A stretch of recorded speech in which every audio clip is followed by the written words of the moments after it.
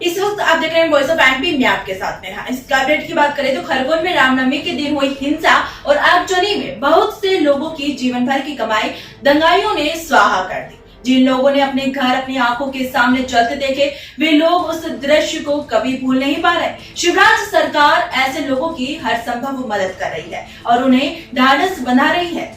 मुख्यमंत्री शिवराज सिंह चौहान ने कहा कि अब खरगोन में पूरी तरह शांति है, पुलिस और प्रशासन अलर्ट पर है। प्रभारी मंत्री से लेकर प्रशासनिक अधिकारी हर समय नजर रखे हुए हैं। उन्होंने एक बयान में ये भी कहा कि हमने यह फैसला किया है, हिंसा और दंगों में जिन घर की तोड़फोड़ की गई है, आग लगाई गई है, सरकार ऐसे लोगों के साथ खड़ी है। सीएम शिवराज ने कहा कि जिनके घर दंगों में पूरी तरह क्षतिग्रस्त हो गए हैं, उनके घर सरकार बनाकर देगी। उन्होंने कहा कि ऐसे घरों की संख्या 10 है।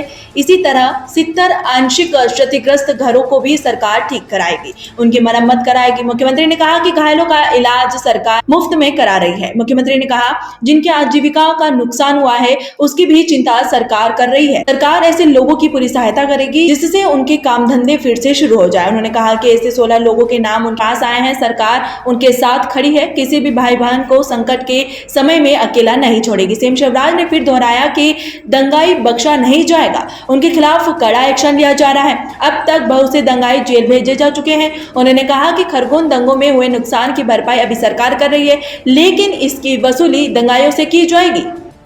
खरगोन में पूर्णतः शांति है। हमने ये फैसला किया है कि दंगों के कारण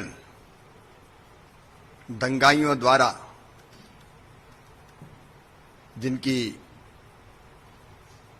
घर तोड़फोड़ की गई, संपत्ति में आग लगाई गई, उनमें पूर्णतः क्षतिग्रस्त 10 मकान हुए। उनको फिर से बनवाया जाएगा, शासन पूरा सहयोग करेगा बनाने में। फिर आंशिक क्षतिग्रस्त जो मकान है उनकी संख्या भी 70 है, उनको भी शासन की सहायता से हम खुद उनको ठीक करवाएंगे। पूर्णतः क्षतिग्रस्त मकान बनेंगे। जो आंशिक क्षतिग्रस्त है उनकी मरम्मत से लेके फिर बेहतर उनको बनाया जाएगा। जो घायल हैं उन सबके निःशुल्क इलाज की व्यवस्था की जा रही है, उनको कोई तकलीफ नहीं होने देंगे।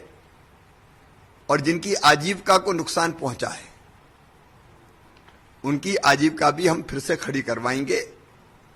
सरकार पूरी सहायता करेगी कि उनके काम धंधे फिर से प्रारंभ हो जाए। ऐसे लगभग 16 लोग हैं जो अभी तक मेरे पास सूची आई है, मैंने पूरी समीक्षा की है। नुकसान की पूरी तरह से भरपाई होगी, अभी सरकार करेगी, बाद में दंगाइयों से वसूल होगी। लेकिन अपन किसी भी हमारे अपने भाई बहनों को, कोई भी हो, संकट के समय अकेला नहीं छोड़ेंगे। सरकार उनके साथ खड़ी है।